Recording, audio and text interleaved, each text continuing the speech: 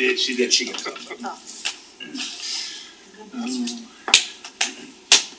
Talk so we can hear you. She's on mute. I'm here. Okay. I'm ready. You're on the screen. I'm used to looking in the ceiling. We always, that's what you do, you look up. No, wait. The voices from the back. Voices from the- Welcome to our work meeting for Wednesday, June 25th. We will excuse Councilmember Henderson. Councilmember Hodges is going to try to jump online. We have Councilmember Anderson online with us, and here we are. So we do have a quorum. Welcome to summer. We'll just get going. Item 1.1, review this evening's agenda. Any comments, changes? We need to remove that one. We need to remove the soccer. Just continue it. Just continue it. That's what the recommended motion is on. Oh, there's a recommended motion to continue it. I'm like looking on my thing for my agenda. It's 11 point. Okay. I will say we do have CDRA and HC, can't remember which one. Okay, so we can actually start those at 6:30, so if we do finish here, we can jump to those. We do have closed, a quick close from what I understand. One quick closed item. Okay. Okay, 1.2, any future agenda items? Okay. See none. Council discussion of future citizen recognition. Nothing from, I do want to try to do that high school track team. And what was the other one? Let's keep an eye on Caden. Yeah, let's see if I'll that's, find out what his schedule is. Caden won nationals again, going to worlds, so. Video is quite spectacular, he's amazing. Okay, we good to get him back. Okay. Really? Okay. We'll go to 2.1 then. Community Development Block Grant Program. Wendy. All the information for this meeting was really in your packet. We're planning a little bit ahead because it's gonna take us a lot of time to build our own CDBG program if that's the direction the council wants to go. Currently, we are part of the urban county, and so we go to Salt Lake County and apply for funds that we are otherwise entitled because of our population status with HUD. And we just did that for a couple of reasons. One, it's just easier staff-wise to have them handle the administration of it rather than us. But in looking at it, I feel like we've grown to the point where it might be a good decision to bring it in-house. Use some of that administration money to hire someone specifically to administer this program. And then we would just have more control over the funds that we're entitled to from HUD. I don't know how long this program is gonna last. I've heard rumors that they're gonna discontinue it at the federal level. Don't know if that's possible. But that's kind of my recommendation. You can see, we had an estimated allocation of just under $200,000. Salt Lake County is reserving 35% of that in admin fees. And then there's also the caveat that we only use it for hard costs, which is why we're using it at the community center for remodeling and repairing things. Eventually we will get to the point where we're accumulating more money with our population and our mix of people, demographics, that will start to get some more funds available to us. So it's really just, if the council wants us to explore that avenue, it's gonna take a year and a half to get through that process. So we wanna put that out there now, if you want staff to start working on that. Shelley and I have been working on it. Just attending some trainings to figure out what we need to do, because it's been a long time since I've administered the program. So really that's it.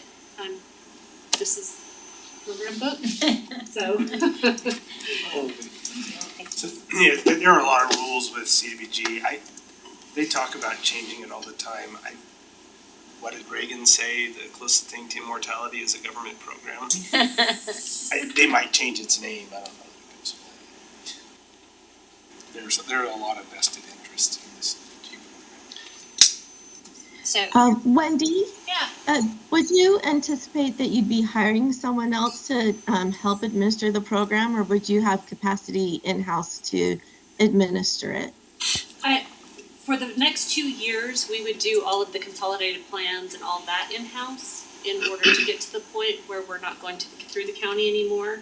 I would anticipate probably hiring someone and either funding them part-time with CDBG funds or just a part-time employee. We'll have to figure that out kind of through this process. No, and Wendy, you've had experience with this. Some communities will marry that position up with a grant writer. Yeah. That's a pretty common and similar kind of skill set. I think South Jordan did that or does that. No. Well, they didn't when I was there. I wasn't a grant Yeah. writer when I was there, but it was just because I ran all the senior programs that I administered. The program with Jake Warner, so. But we don't have to make that determination now. No. We will as we move forward in the planning process, right? well, and the budget's gonna be covered by the money we're saving in the county anyways. Yeah. You have the capacity to hire somebody, At least for sure, at least as a part-time. And then they can do other functions Yeah, too. there are probably other things you have somebody help us with. I would think that how we staff that could be part of the 2027, 2028 budget discussions.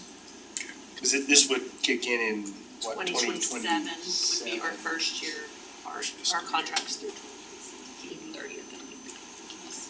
It's actually would be in the fiscal year 28, as we say, the take over fiscal year 20, so we have some time. Well, I'm doing head now. Okay. Head You good on with to that go direction, ahead and Tara? look at it. Yeah, I think that sounds great. Okay, perfect. Okay. Okay. Three head nods it is. Okay. Easy peasy. Let's go to 2.2.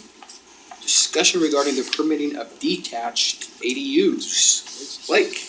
This is Alright, Okay, hard stop 6:30. okay, the screen.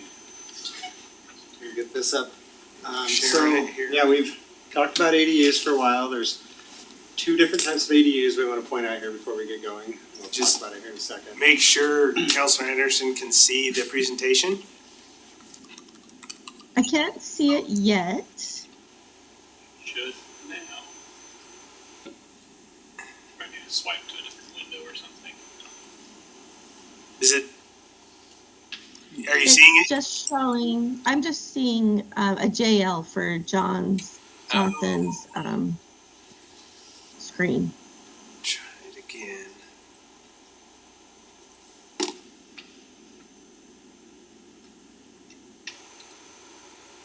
Anything yet? No, it's just blank. If you want to send me the link for the slides, I can follow along myself. I'll give that to her. Okay. Email So, to Teddy too, if you could. Teddy's on. I can see it, John. Oh, you can see it? I can. You can see the screen? Yeah, I'm just on my mobile though. Okay. I'll send both Well- of the slides. We'll send it to you, Tara. Okay, that sounds great. Thank you. Interesting. Okay. It was all working so well. we've been having software demos in the room downstairs this week, and our sound has worked one day, not the next meeting, and it's been all over, so we've been running into frustrations there too. So, accessory dwelling units, what is an ADU? Just kind of for public consumption here, it's a secondary residential unit on the same lot. Pretty simple. And so there's internal and detached, and right now, the state legislation requires us to allow internal ADUs with some restrictions. So we allow them only on lots 6,000 square feet or larger. You have to have the 2 parking stalls in the garage and 2 in the driveway. You can't ask for more. If those aren't provided, then you can ask for one more, but if you already require those, that's what you do. So there's quite a few regulations, but there's not as many on detached ADUs. But there's been a lot of interest in having detached ADUs. And so this is more of that information where it's at in the code, where we have our regulations in there for internal ADUs. But we have no code for detached because we don't allow them.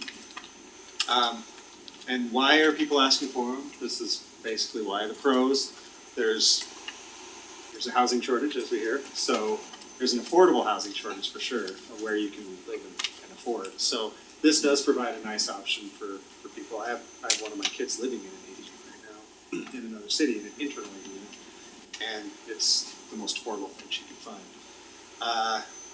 Also, the people that own properties where they could do these, it's an increased value to the properties. If your regulations are done right, it's shown that, some of the research I looked at showed 30 to 40% increase in the property value with your ADU on it. So it does increase property values, which might increase property values around you if it's done right. It could be done wrong and possibly hinder property values, but, and then also rental income, it's a big deal for a lot of people. And we'll talk about that a little bit later, what type of rental, we're gonna talk about short term and long term.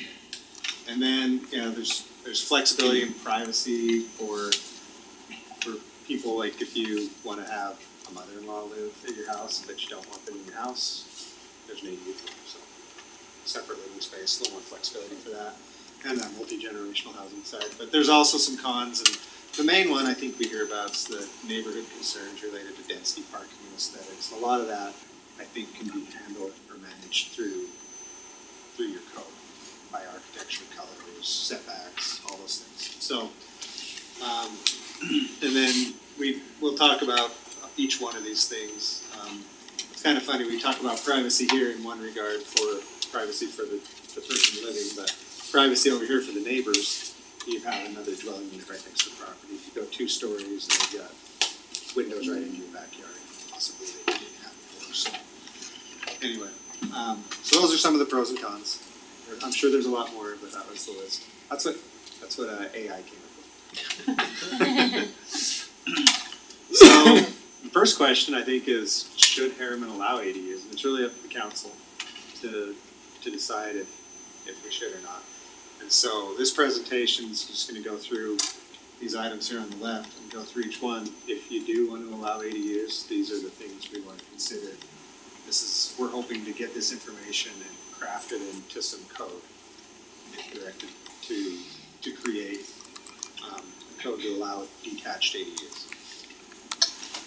So, any questions up to that point? I will say, in our housing meetings, 70% of the cities now allow these. So I think that's one where as a league board even, we're gonna kind of compromise on that and just say, if the state wants to come in and say you've gotta have a policy in place. Cause if 70% of the cities already allow it, so our compromise might be like but I think we need to get some guardrails in, cause I think it's gonna come, I think the mandate's gonna come. So I think hopefully we get some guardrails in and just. And I think the guardrails protect against those concerns, those density and other concerns. And I think some of the reading that I've been doing, I'm sure Michael's also read this, is a lot of these cities are allowing them, but they're not seeing the influx of that detached ADUs. It's not like everyone's building one in their backyard, they're allowing them, but They're challenging. it's challenging, they're expensive, so you're not overburdening your system, you're not seeing that so much.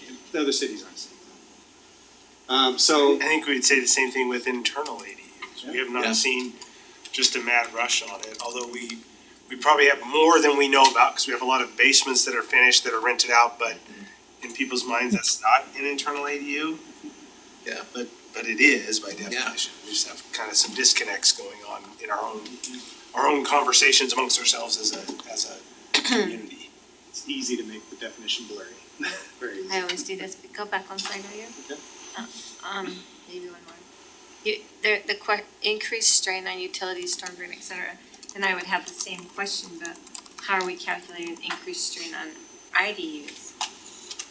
We're not charging impact for an IDU on utilities, so, and it might not be any different strain than an ADU. And I've got a slide for that. Perfect, I item knew you when would, we get I there. knew you'd be prepared, see. Yeah, so Okay.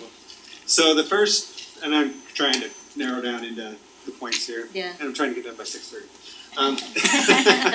So detached ADUs, first one is location. Where in the city should be allowed these. So should they be, by zone is kind of interesting because we have a lot of zones that are overridden by MDAs. And so we have single family homes in multifamily areas and vice versa, because our zone has been kind overran by MDAs. So lot size seems to make a lot of sense, and when they polled the planning commission with this, same question, it was overwhelmingly about 71.5% of the planning commission polled said go by lot size, not by zone. So that's what we would, unless there's some big concerns there, that seems to make a lot of sense. Isn't that what we did detached storage? Yeah. And so when you talk about lot size, you can see here the bluish color on the map shows the lots that are 10,000 square feet or larger in the city. And so that's typically the size we're seeing. I think South Jordan requires a lot larger lot. It's like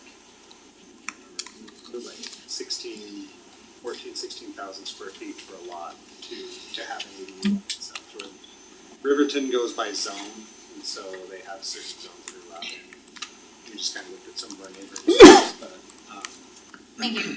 I think 10,000 is good. I also think that it just depends on the requirements, like percentage of the lot. You couldn't have this be big, it has to only be a certain percentage of the lot. So.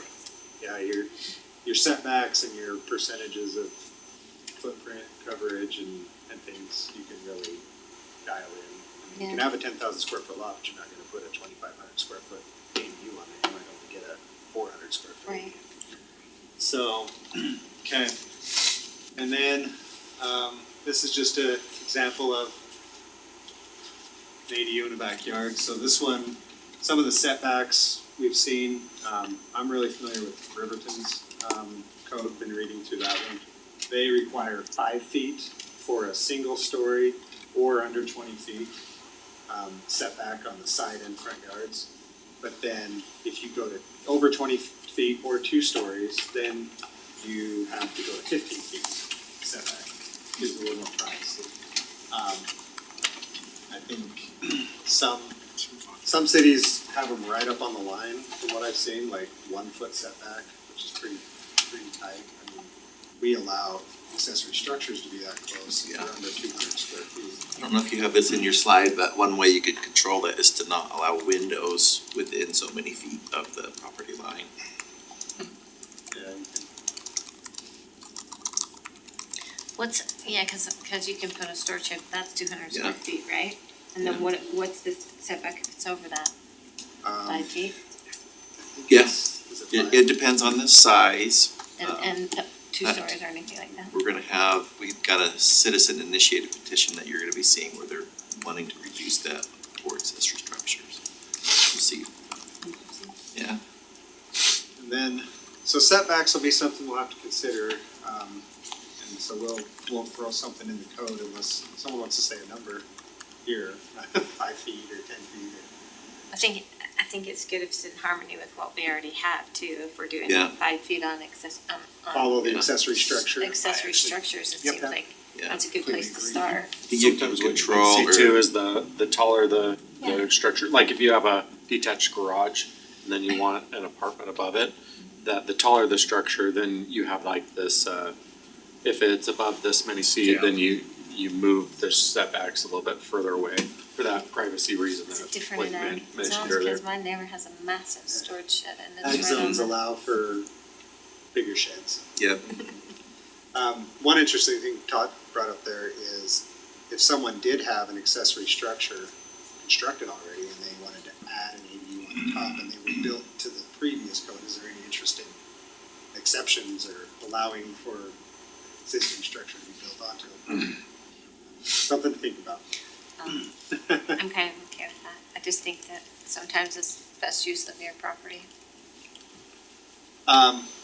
The required distance from the primary structure, this one I've talked with building a little bit about.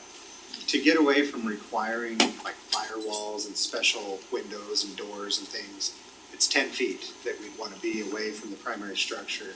Otherwise, if you get them closer, there's just more review, more regulation, more cost to go into the whole project. If this was aiming to bring down costs and provide affordable living places, Yeah. you probably, it seems like you end up with ADUs, they're almost attached ADUs, but they're only Yeah. 3 feet away, so 10 feet's the recommendation we have on that. With sound logic behind it, so that's Yeah. good. Yeah, it's back in building code, so fire code. And then the other question is, if someone has an internal ADU, do we want to allow them to also have an external ADU? So I think you need to pick one or the other, personally. And if you did do that, I mean, if you didn't want to, that's fine. If you did, would you require additional parking or something, so to really limit that? Yes, I think it's hard because like I don't limit how many kids people can have. Maybe they have 15 kids live at their house, and what's the difference if they have 2 people who live upstairs and 2 people live downstairs and 2 people live out in the external ADU? Unlimited with parking, you're saying? Yeah, I think you're regulating it through parking and some of the regulations, so it's not and licensing, so you got a lot of consistent complaints, then you lose your opportunity to do that if you're in violation. Yeah. Teddy or Tara, did you? Yeah, I had a comment. I personally know of somebody in my district that's looking for an external ADU. They already have a basement ADU. They are on a acre plus.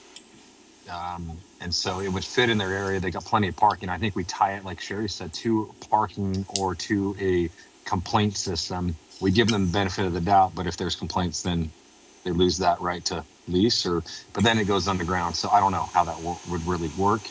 But I think you tie it to parking, available parking spaces that are dedicated to that structure and or off-street parking. I think you could also tie it to lot size too. Maybe you could have internal and external with a bigger size lot. So some of these are important, having managed college towns, where you end up, and they start splitting up properties, some of the neighbors, it's usually a parking issue, it's usually the biggest, depending on what kind of parties they throw, but it's usually a parking issue that we would hear about. So I think thinking that through, the lot size probably makes the most sense. And if we're licensing these, like we're saying, yes, you can have this, which we're trying to do with the internal ADUs so we can report them accurately to the state, you at least know where they're at. So if they try to avoid the underground thing.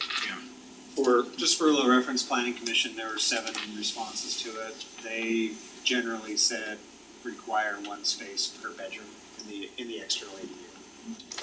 So you get the 4 spaces for the internal because you can't really regulate that. And then if there are 2 bedrooms, you have to get 2 more spaces. If it's a 1 bedroom, 1 more space. I've seen cities have that in ordinance. So Yeah. that was where they were coming from on that, so. Thought. Can see that. You allow backyard parking, like you could create a parking lot back there in front of that? I think, yeah, just if you have an RV pad, you just sit in the back, so. Okay, go to more. One thing on that real quick. Parking has to be on an approved or improved surface. Okay, yeah, that makes sense. Like, are you thinking improved to like just gravel or more like concrete asphalt? I would say gravel at minimum, but a non-trackable surface.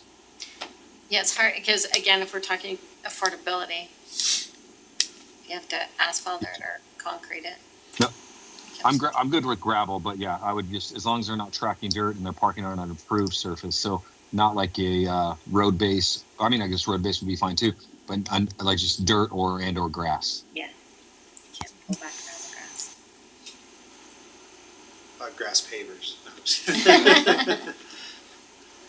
I think they're more expensive than concrete asphalt. Okay, so talk a little bit about size, height, and setbacks here. This was a really cool illustration I found online, so it's helpful to see what we're looking at here. But so the maximum footprint, I think the planning commission majority said relate it to the size of the primary structure. So if you don't want an ADU to be bigger than your primary structure. It seems a lot, but Do you do like a percentage of it? I think that's one way to do it. And what would that percentage be? So if you figure a house is 3,500 square feet, 2-story on a lot. If you did half that size, I mean 1,200. It's big ADU. Yeah. 1,500 square foot ADUs. I think we can look at what some others have done. This looks like it's from Fort Collins. We can, They might have Yeah. sold somewhere else, but. we can look at how others have done it. I mean, the fact it's accessory tells you it should be smaller than the primary use.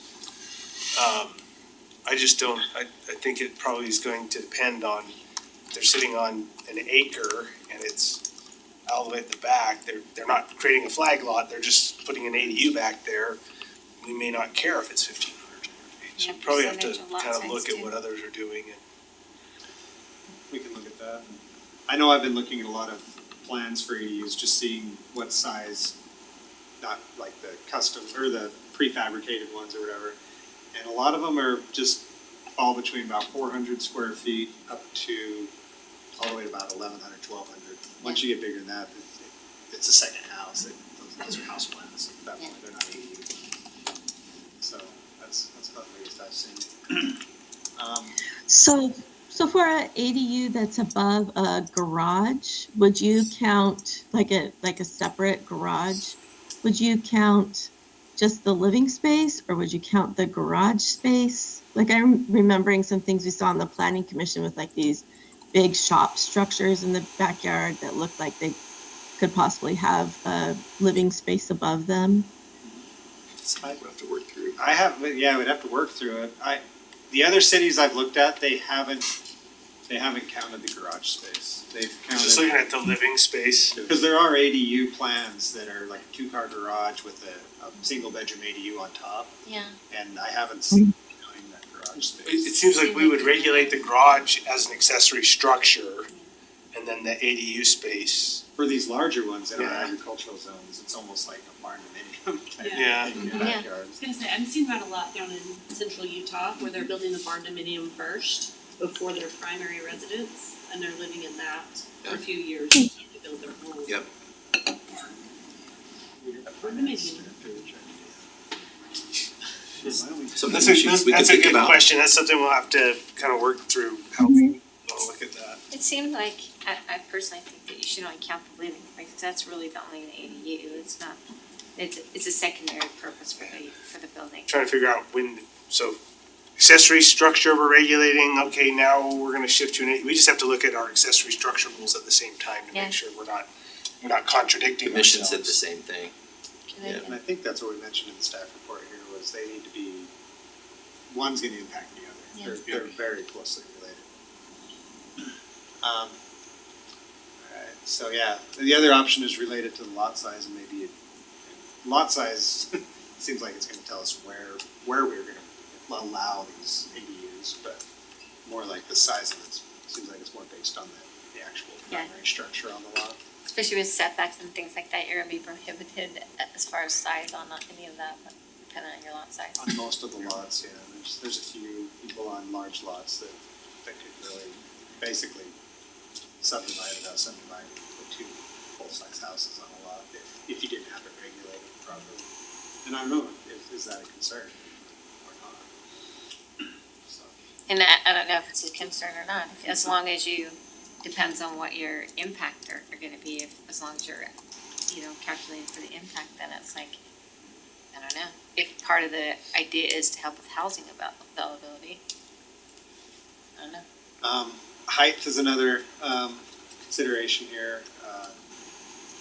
You see a lot of rambler houses on these quarter-acre lots, and then you see 2-story structures, or you want to allow a 2-story ADU. We talked about the garage underneath with the ADU on top. That might not be allowed if you don't allow a 2-story ADU with a single-story primary structure. That might be a really good option for people, so something to consider there. Because it contains their parking and their ADU all in the same. All in the same thing. The thing that I think is most impactful at height is just how close you are to your neighbor's lot, and the windows on the side, and how visible you are, and how visible the backyards are. Yeah. Lose their privacies, yeah. That's a pretty big impact to neighbors. Cause we had already said the 20-foot setback, right, if it's gonna be 2-story anyway, right? There's some places where it can be reduced, even currently. It's smaller than that, and I mentioned we have a resident who's asking for further reductions in a text amendment. You'll be hearing next month. On accessory structures? Yeah. Yeah.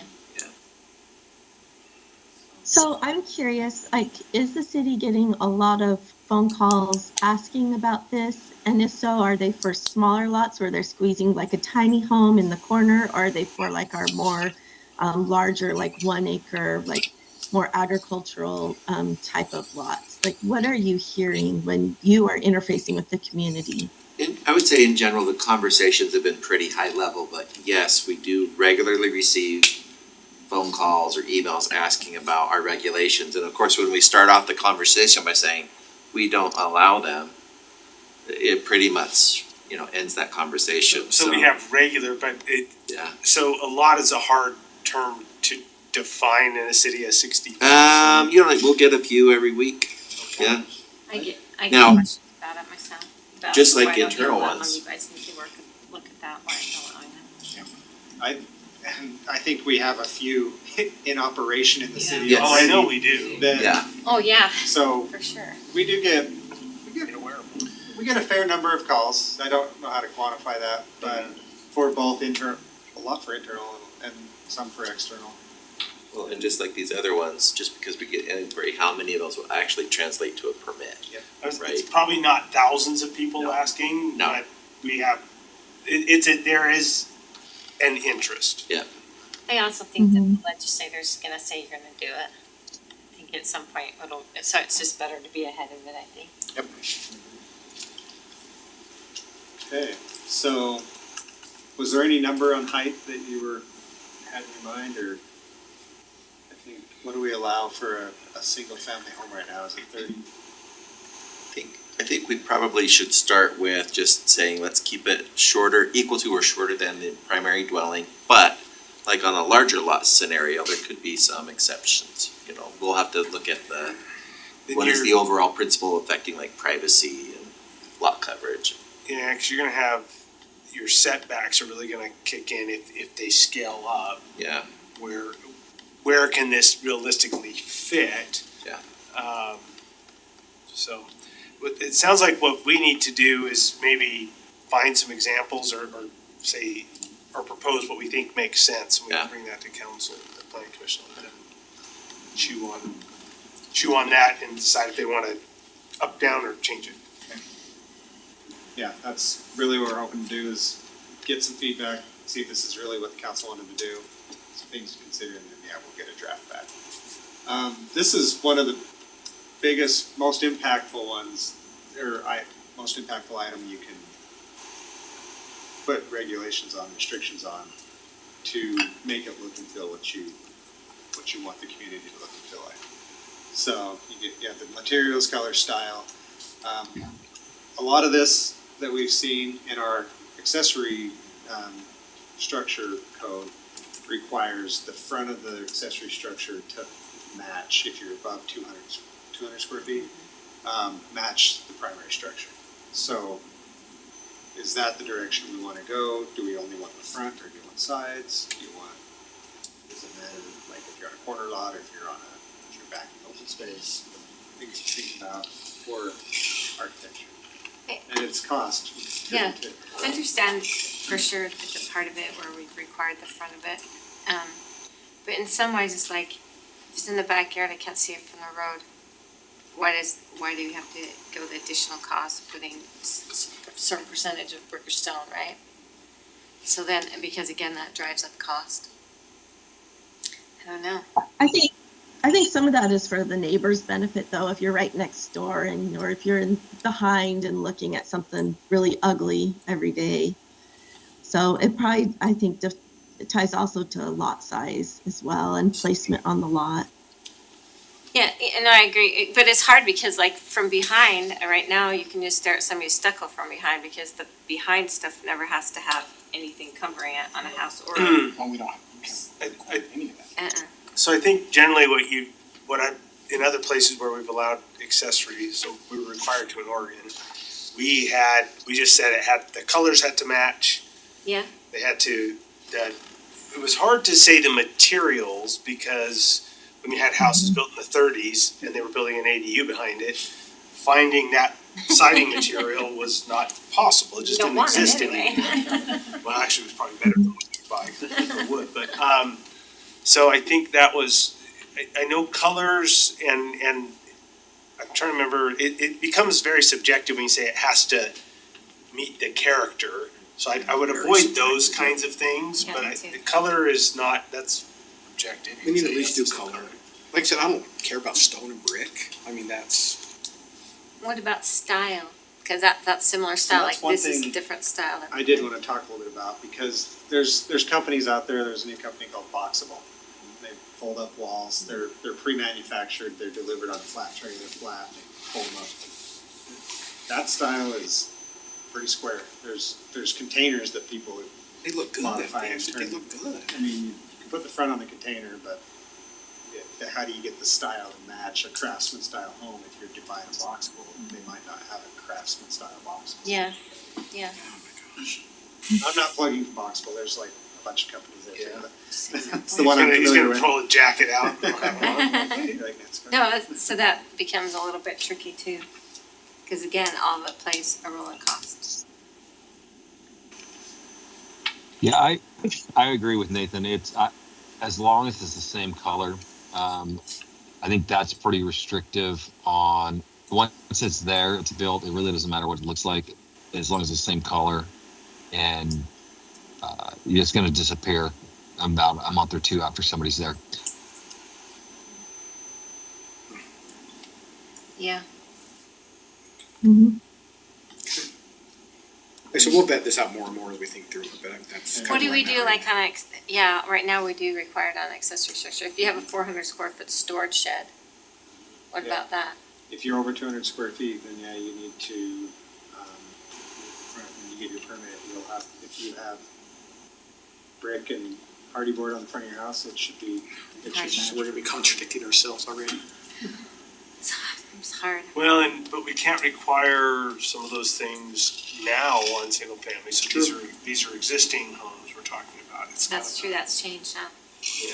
And where this is an accessory structure, I don't know if that still falls underneath that single family building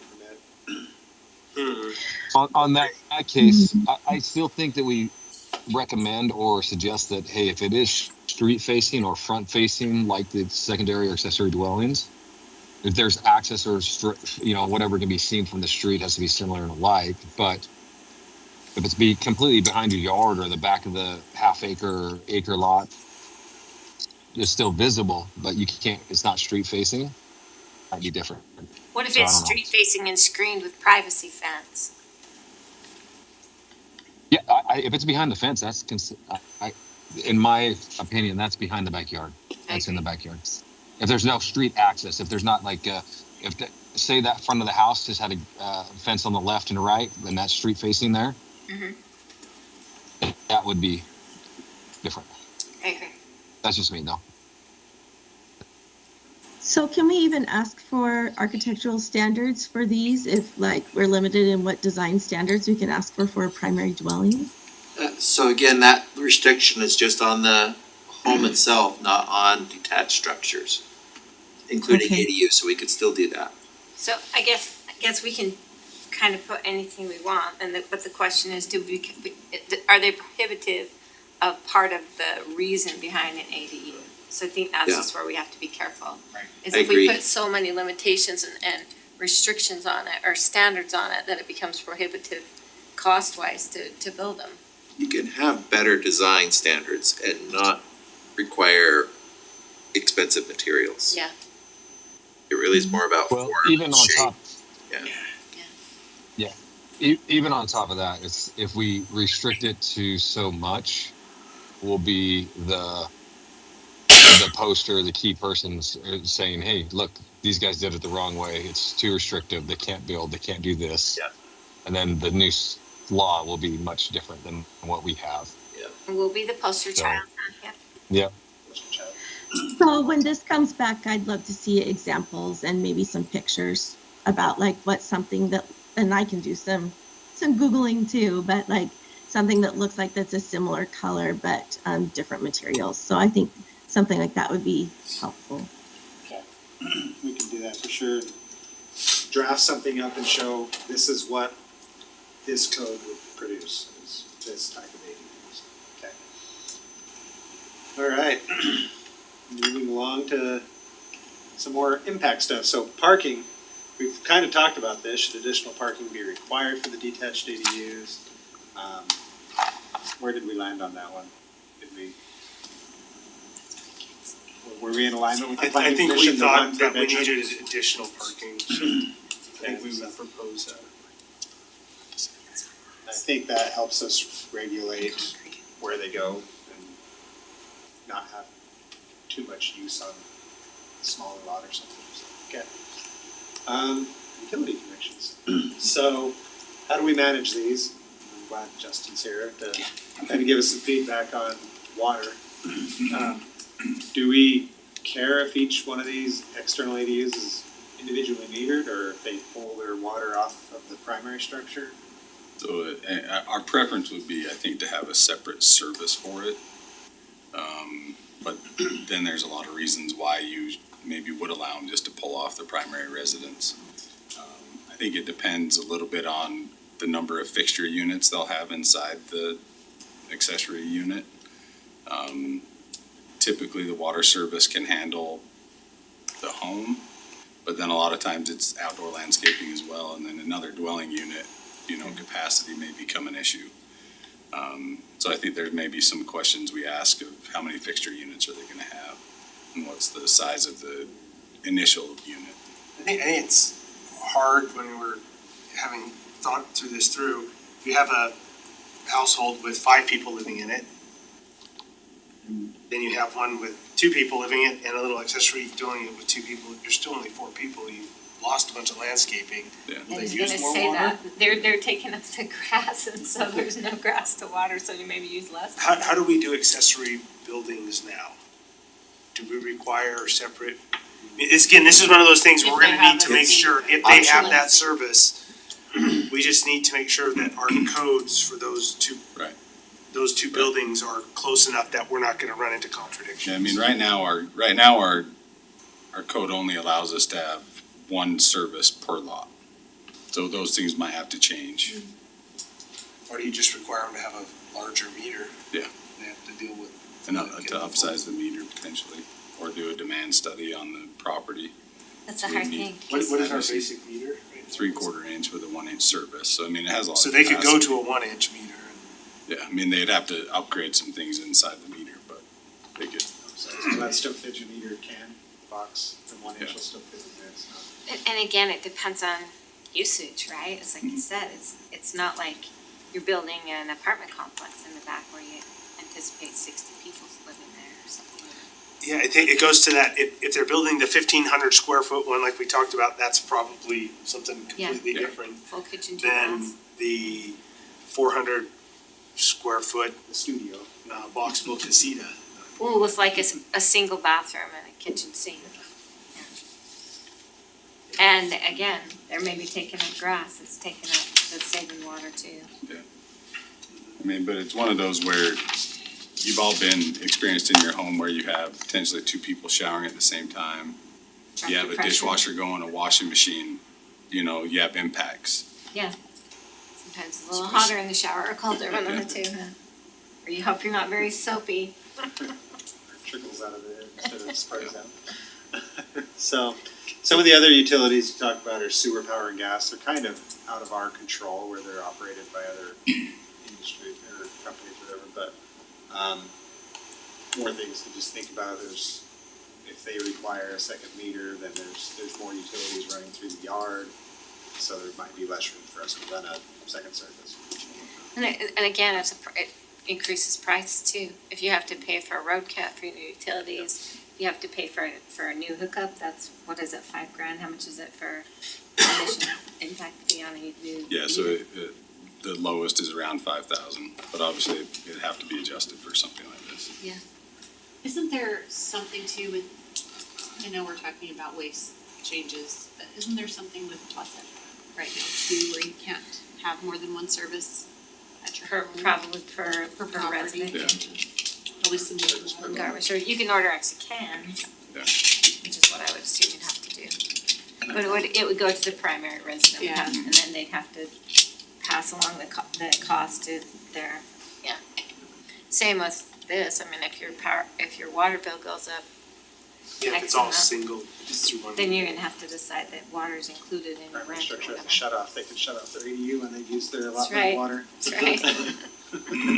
Water has to. Well, it does seem like if they're going to be cutting our roads to hook in new utilities, that we would want to be charging them fees For sure. damaging our infrastructure to do that. If they're coming through off existing infrastructure, It's a lot less impact. yeah, I think the challenge will be sewering some of these, but that's. Yeah. The sewer, as we've Just talked with gotta- the sewer district, the sewer in the house runs in like a 3-inch ABS plastic. The sewer main outside is a 4-inch PVC. They will want it to be a 4-inch PVC as it leaves the ADU, and then it ties back into the house, it'll go back into a small 3-inch ABS, so it's odd to go from a larger pipe to a smaller pipe and then back out to a larger pipe. That is just fair. asking for some trouble somewhere down the line. That's something they probably should be addressing, because that doesn't make any sense. Yeah, they should tie into the 4-inch further down. Any type of gravity system when you're doing that is a concern, so. Building code prohibits reducing the size. So now if they allow that, maybe you'll just be a ABS all the way outside and then going into the house, so this gap where it should. If they're sewering it through Through, then maybe you're they gonna have have to to pouring into the foundation or crawl space, but then going through into the sewer there. So yeah, those are considerations. We'll try our best to coordinate with all these other entities and figure out what they're doing and try to be consistent across the board there. I didn't really see where this was discussed in many other city codes, unless it's in another part of their code, but in their ADU code, there wasn't a lot of discussion about utilities. And then the last one. Could we get a report, real quick, could we get a report from those other utilities, the secondary utilities that we don't control, about what the requirements are? Yeah. Like what, for the meterings, and then just go off of their recommendations? Because I do believe the sewer is only a one point of connection, they have to actually tie into that exterior lateral line. I don't think they can take it from building to building. So they had to just go around the building, yep, that would make sense, and tie into the Correct. 4-inch PVC or whatever it was. Not in front of them, so, yep. But that's gonna limit So it's just, ADUs you're as gonna well, have to so, figure that with out. the gravity. You normally do. Yep, yeah, we'll definitely get that report Reader pump, for each huh? one. Okay, rental format is a big one. So we're all anticipating an ADU being used as like a rental, like a long-term rental, but I know there's gonna be some interest in short-term rental, and people trying to do that. Is there any interest in the council in allowing that? Putting that into the code? I personally have no problem allowing that. I've stayed in many Airbnbs and things like that, so it's hard for me to say everywhere but my city. And we currently prohibit short-term rentals Right. in this, so it would be an exception to that for or just ADUs or. this is that, we start fixing this and we realize Yeah, that it's also a discussion about short-term rentals. right. If you allow them, how do you regulate them? They're already happening. Yep. The question is, if you allow them in the city and permit, and they're operating outside without, and you say you have to have a business license to do it, and they don't, do you have more authority than we currently have? It's hard to regulate them now under certain, the rules the state has. I think this one really ties back to this first item too, the owner occupancy will really help, I think, with any shenanigans going on with short-term rentals. If you have an owner occupancy requirement, either in the primary or the ADU, as long as the owner occupies one or the other. Yeah, I think that definitely should be required. There are some national groups that have been promoting and tracking this information for probably 15, 20 years at least now. And it used to be, and it may still be the same way, while it seems popular to use your ADU for short-term rentals, it's a lot of work. And what they have found is that some may flirt with that, but they prefer the steadiness of a regular renter. Yeah. So the reality is it hasn't been a big impact. The other concern is, of course, you're building these ADUs hoping to provide some type of affordable housing, but then you're taking it away, of course, for short-term Sure. rentals. Sure. It helps the current homeowner, but it doesn't provide an additional rental in your community, so we'll see if that's still the case, but like I said, overall, in the past, it hasn't been really a big challenge. Also, we're not a resort town. Right, We're not, right. I don't know that we're going to be, even the few that we have now, we're not overwhelmed with short-term rentals. That's why to some degree, I don't think it's a problem to allow it, because I don't know that you're really gonna create a problem. I just think you're creating a restriction where restricting something that's not gonna be a problem anyway, just allow it and regulate it. And then if it becomes a problem, you address the problem. I don't know. I think as we maybe move towards more sports stores and stuff happening in the Yeah. city, then I think we probably have a lot more interest in short-term rentals for people who can stay for those tournaments or whatnot. We're not seeing that yet, but I think we will. I think we will too. Either way, I think it's really important for the owner to be on site, living in one of the units, whether it's the ADU or whether it's the primary dwelling unit. I think that helps a lot with just curbing mitigating any negative impacts. Agree. Yeah, I was reading some stuff. I agree with that. The only thing is what's the enforcement mechanism? I build it today. I'm living in the front house. I sell and I rent out the other house when I move. And both of them are rentals.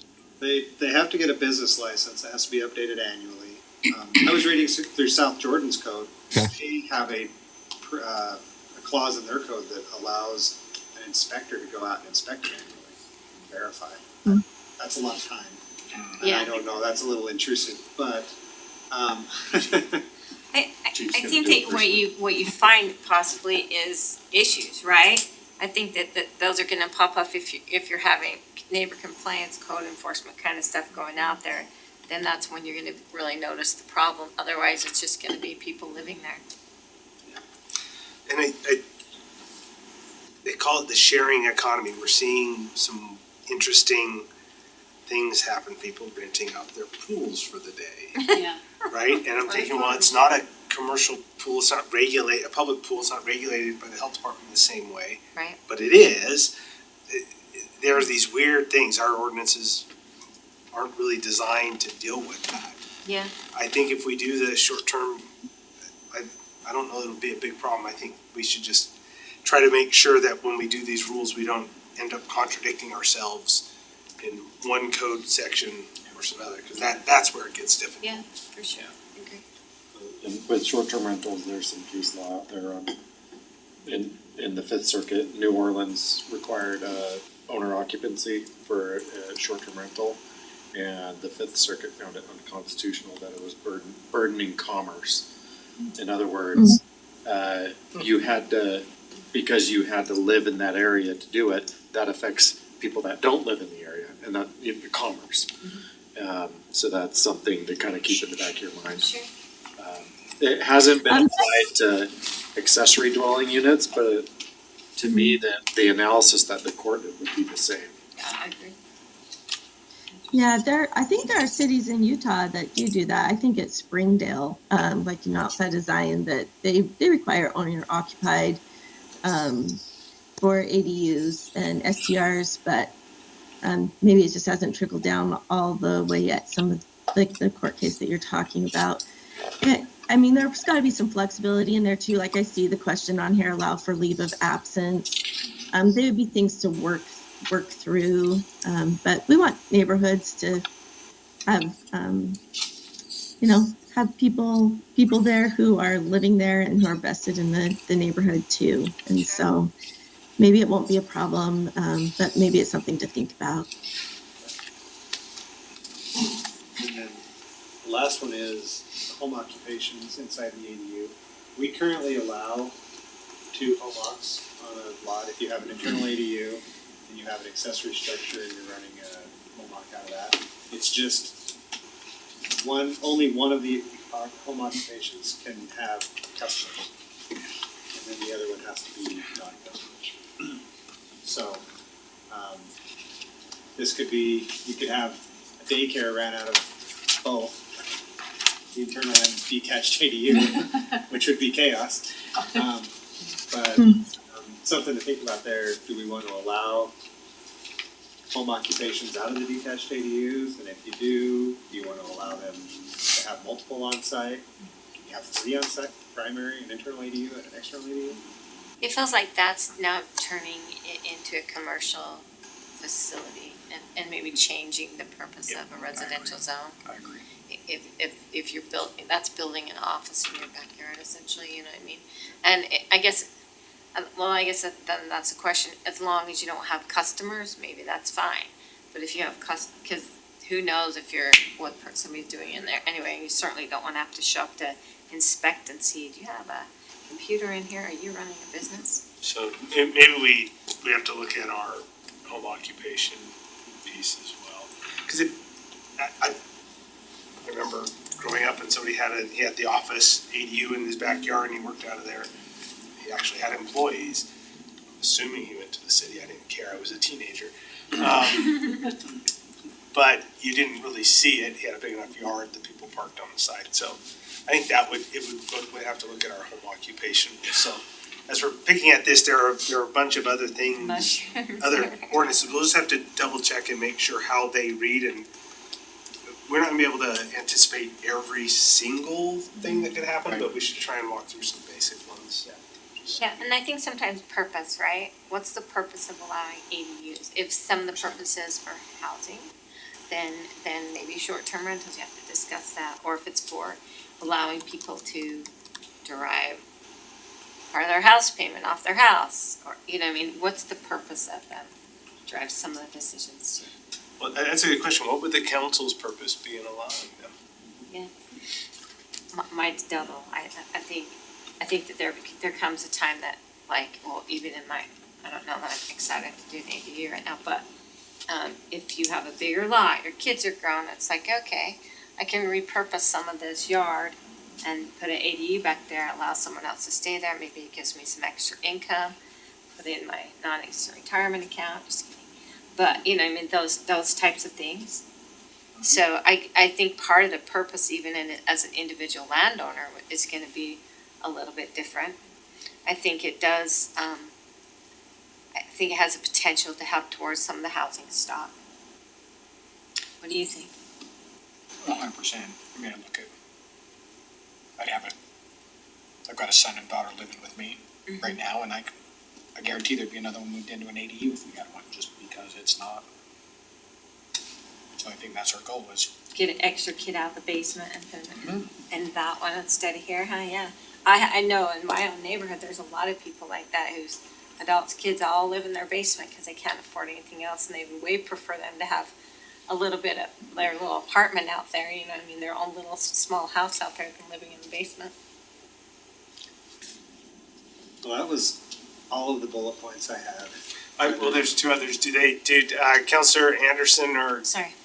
Hodges have first, I'm writing these down. May guide staff as we look at these. the goal of it, yeah. I just had one other question besides the goal, and that was, like, do we have other kinds of occupancy requirements? Like, you can't put 10 people in a 2-bedroom ADU, or is that a factor at all with number of people? I don't know if our code has that. I think it's under state code. There are some health department standards for occupancy limits even for residential. But again, there's that enforcement Yeah, how would piece, you right? monitor that? So some cities have had, you've been looking at this, some Yeah, have Riverton does have a number of adults per ADU, I think, right? Yeah, Riverton City identifies in theirs how many people are allowed Yeah. to allow single family. Yeah.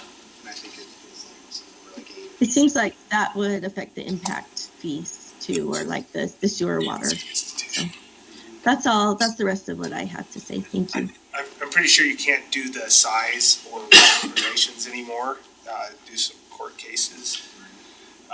But, You can for unrelated, but if they're Yeah. related, there's, well, even the unrelated, I think, because relation, Yeah, what do they you can think just say classifies what's as related. related? So it becomes again, having managed in college towns, I don't think you can do that. It's I very can difficult. pull up my Jenny But Allen. I think that's a good point. There are some standards that HUD has on how many people should Overcrowding. be. It's really extreme. overcrowding. But it is, it's like 2 people per room. Yeah. And every room counts in that 2-person thing, so. I do think there are requirements for what a living space minimum size can be. We read about that, it's like 100 square Yeah, feet there, or something. again, HUD has some standards that are federal. Well, on So we the can other look side at of that. Yep. Did I miss the purpose? Was so busy thinking about your question. No, I didn't have, one. I think it's provide a little bit more housing and then also like being able to acknowledge private property rights too, right? But finding a balance in there, with not having other impacts on the city and on neighborhoods. Yeah, that's hard because private property rights on both sides, right? It's like the neighbors and the people who want the ADU, so there's like a fine line. For sure. Teddy, you have an objection? Yeah, I'd be very similar to that. I want to protect the personal property rights with also protecting the neighbors and citizens, and just having minimum government codes on a lot of that. But I think looking at it for your setback conditions, your height conditions, and off-street parking, those are my 3 keys there. But enhancing it to where citizens can obtain affordable housing or even a subsistent income or something to offset the cost of living on their own property. Yeah, I love that. And then I guess I would just add, like, just showing that our city has an attitude of being a willing player, in the housing realm. And so, that we're not a bad actor that's trying to shut everyone out of everything and make too many rules.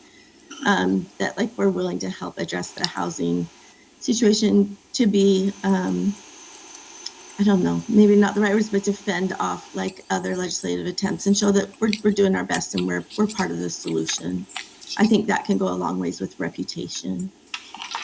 Completely agree. I think doing this could be a thing we can report on our moderate income housing Yep. plans, that we are achieving goals in Yeah. that, so. That will probably go away. Build on to Tara's competition. You think that might He's probably going away though. doesn't do anything?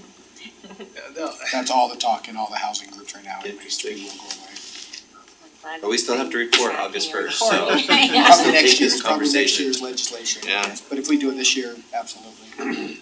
So my last slide's just other considerations. One thing I wanted to point out on this is, we talked about the garage with the ADU on top, it's on the top right. And then there's like the studio office in the backyard in the middle, on top there, and then your typical ADU looking house, on the top left, that's probably more like 1,000 square foot.